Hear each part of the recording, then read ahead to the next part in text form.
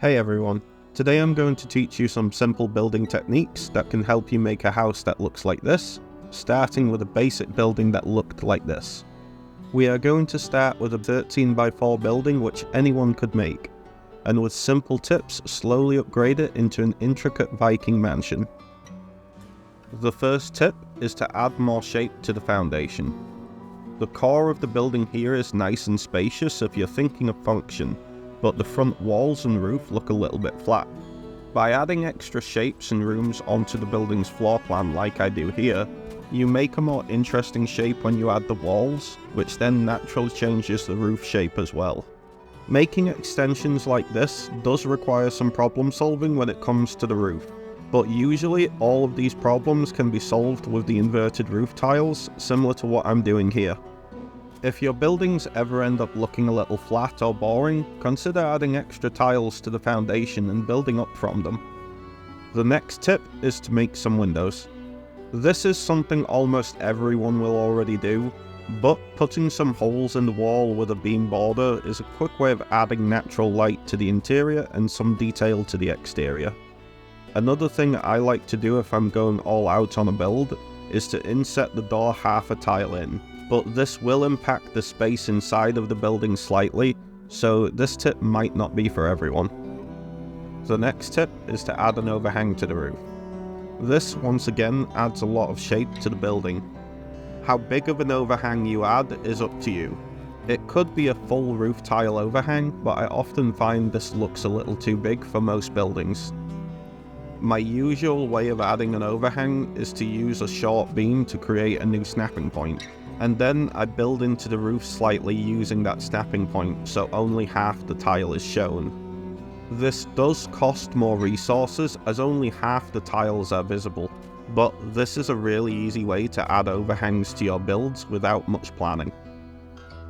Another slightly more advanced way to add an overhang is to layer beams onto the edge of the roof by turning off snapping with the shift key. 2 layers of beams placed onto the roof's edge looks pretty good, and if you place some half beams on that first layer of beams, it has a really nice aesthetic. The next tip is to build canopies and awnings on the outside walls. Making these small roofed areas in front of windows and doors is a great place to add detail, because it draws attention to these important features and adds more detailed density to the places you naturally want people to notice. Above the door, I build a larger canopy extending from the roof instead of the wall. The same ideas as before apply here though, only this one looks larger and is much more a part of the core structure of the building. Also, awnings work really well on the sides and the back of the buildings where there isn't much detail or shape at all. This way of adding detail works even better in Valheim, as you can use these covered areas to place crafting benches or extra resource piles which would normally decay outside in the rain. This makes these detailed areas a useful part of the building, as well as being aesthetically pleasing.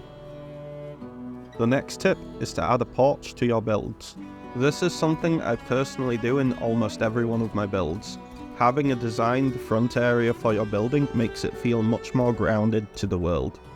These can be very small, maybe just 1 or 2 tiles extra at the front of a house, or large like this one here. But if you do decide to build a porch out of wood, make sure you add a roof over it to avoid wood decay. The next tip is to free place decorative beams and walls.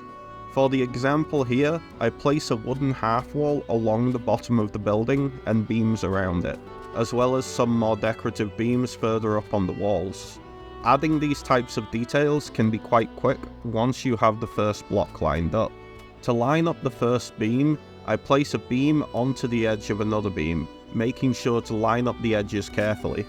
This is the easiest way to get everything lined up nicely that I have found. Then, simply use that first beam as a snapping point for the rest of the design. This quickly adds more depth to the build where you want it, without the need to change the core shape of the building. The next tip is to add color contrast to your builds. Combining light and dark blocks together or using colored banners can help make a build eye-catching. This, however, can also be very expensive resource-wise. As an example, shingle roof tiles are a nice way to contrast the lighter wooden walls of a building. but they are not available to players until they enter the plains biome, and usually the tar required is hard to get in large amounts. Another option available to players in the early game is coloured banners.